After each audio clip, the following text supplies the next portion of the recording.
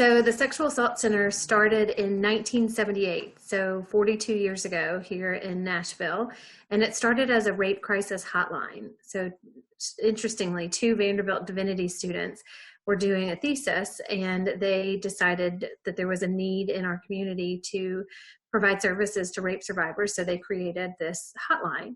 We still have that hotline today. It's now a statewide sexual assault hotline, but the hotline morphed from just a response crisis line to an agency that provides counseling to victims and survivors of all ages, from young preschool age children to the elderly. We serve people throughout the Middle Tennessee community. And while the primary service we provide now is counseling, we also do advocacy and training, and prevention work, and outreach, and we do that across the state. The other thing that we do is we have a program called the Safe Clinic. So on our campus, about a year and a half ago, we added on a sexual assault forensic exam clinic. So in addition to the counseling and the advocacy and the training programs that we have, we provide rape exams on site.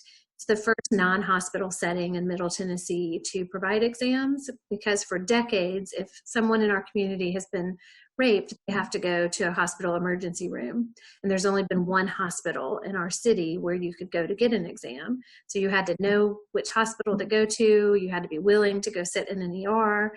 And as we know, emergency rooms are full of all different kinds of traumas and accidents, and that's not necessarily the place a rape victim needs to go. Most rape victims don't need the care of an emergency room. So since we've been doing this work exclusively dedicated to working with sexual assault survivors for 42 years, our city got together through a task force that the mayor's office created about 3 years ago, and we had a capital campaign and built the Safe Clinic. So victims and survivors have this option to go to, and other hospitals have now added this on as well. So you can go to Vanderbilt Hospital, you can go to Nashville General Hospital, you can go to Skyline, or you can come to the Safe Clinic. And the Safe Clinic is now the hub of sexual assault exams. We partner with the sexual assault nurse examiners at Nashville General, and they come to our site. And unfortunately, Meredith, we provide an exam about every other day at our facility. So rape is one underreported crimes, but it is still happening almost every day in our city, and it's devastating. Is the Safe Clinic something that's pretty unique to Nashville? It is. There are very few programs like the Safe Clinic nationwide.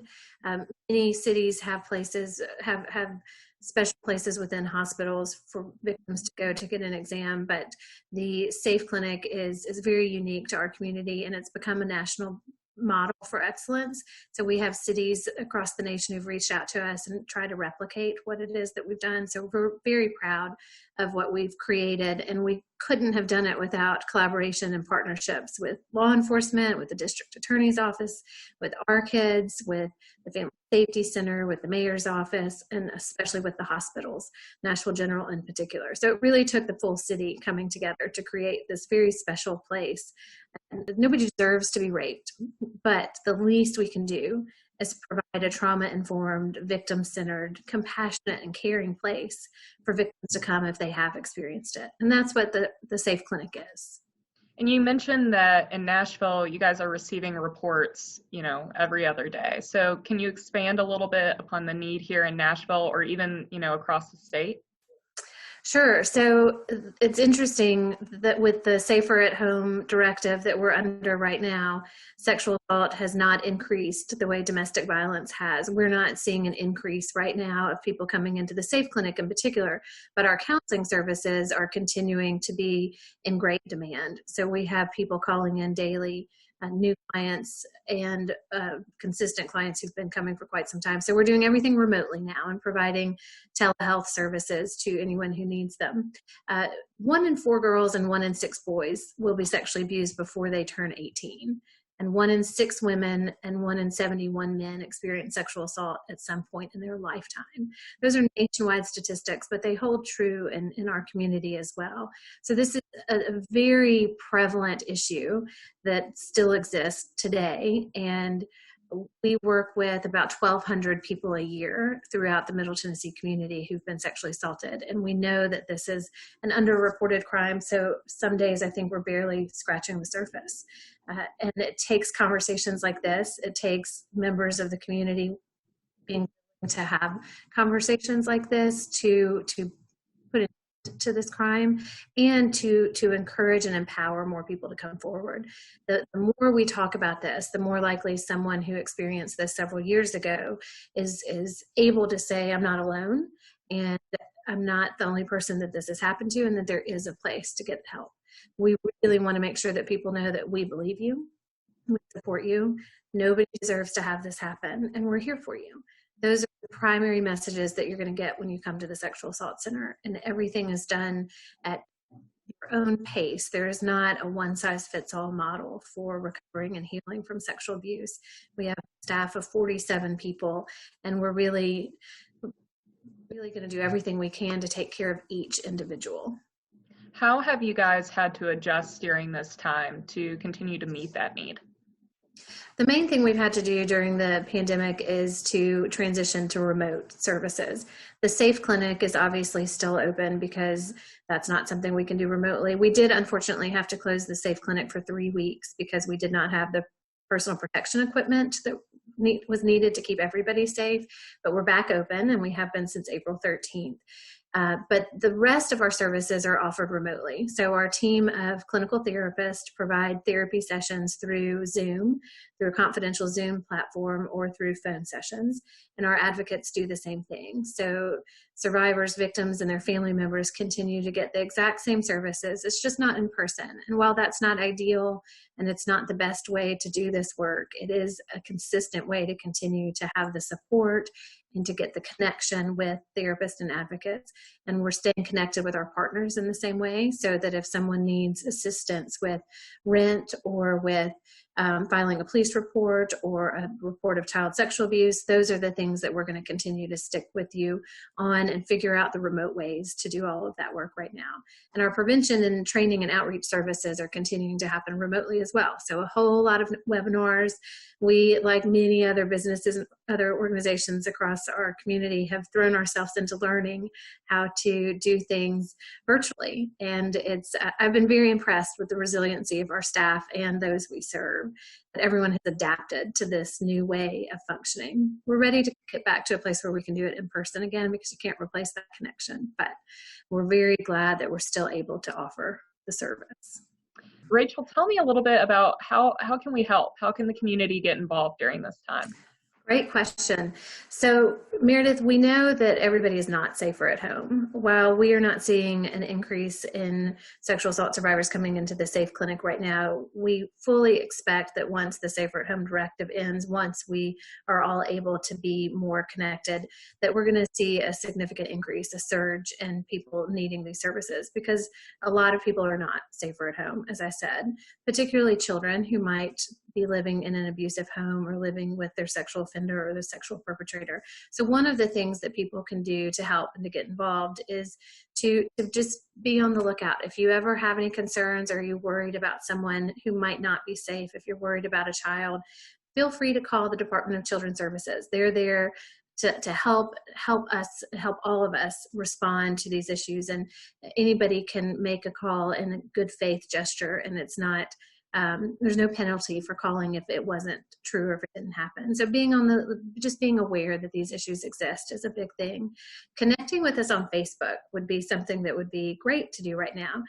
April is actually Sexual Assault Awareness Month.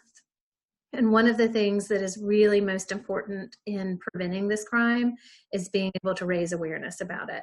And we're trying to do that through our social media platform. So connecting with the Sexual Assault Center of Middle Tennessee on Facebook and sharing our posts and looking at the different posts and determining individual ways that you would like to get involved, that could be very helpful, because everybody has a different comfort level with getting involved in this. When we are back in person again, we have a significant need for volunteer advocates. We respond to the Safe Clinic 24 hours a day, 7 days a week, and to the hospitals that provide exams.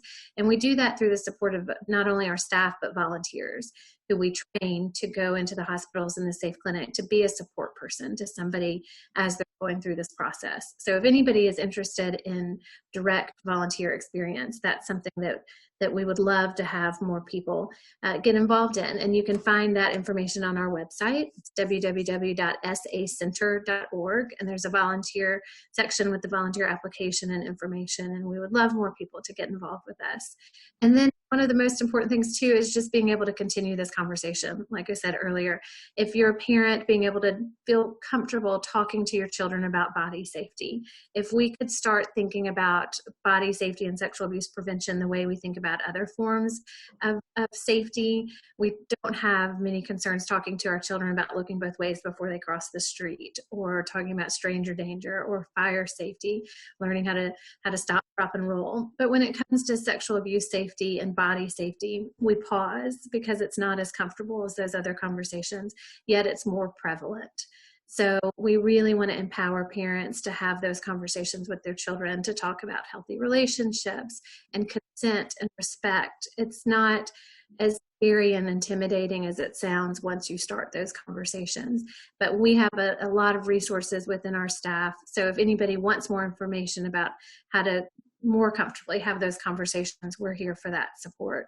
And then for those people who are willing and able, fundraising is a huge, important thing that we need to continue to do. Because of the pandemic, we had to cancel our April Sexual Assault Awareness Month fundraiser. So if anybody is interested in contributing a small monthly gift or whatever someone is able, we are very dependent on the community's support and to continue to do this work. Even though our team is 47 people and we work with 1,200 survivors a year, we still have a waiting list because we enough therapists to meet the need. So if people are so inclined, the giving is really, really very helpful, and it's so very appreciated.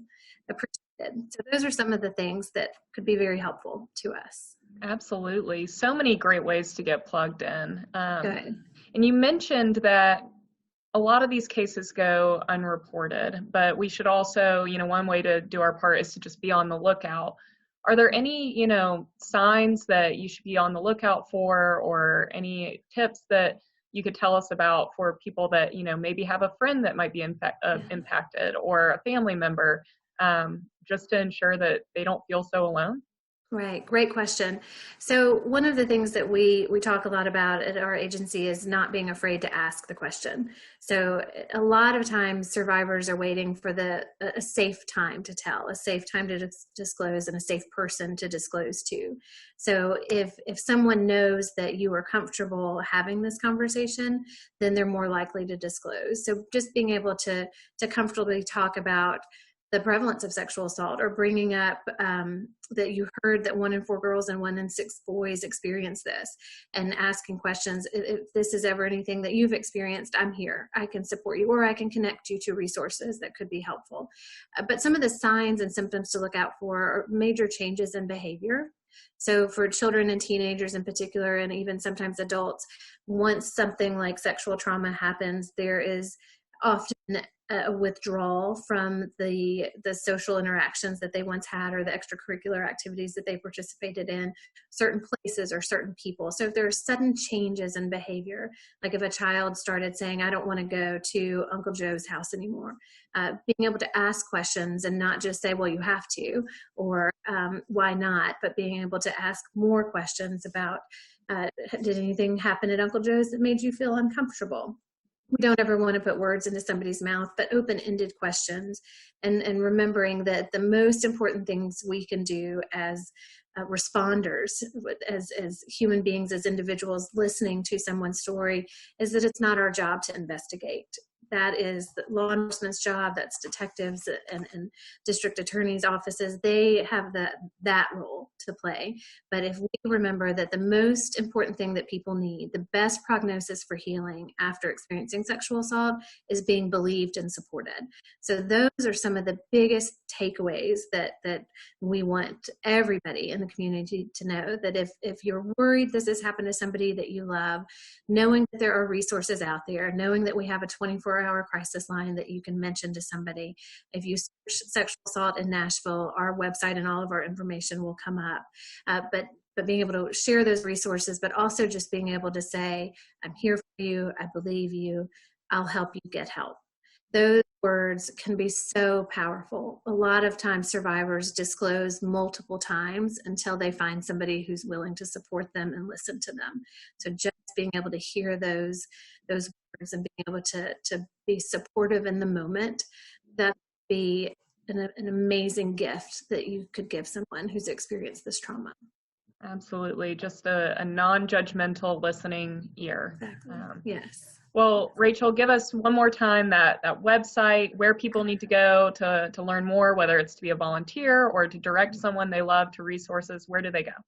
Great. The website is www.sacenter.org. So that's for the Sexual Assault Center. So sacenter.org.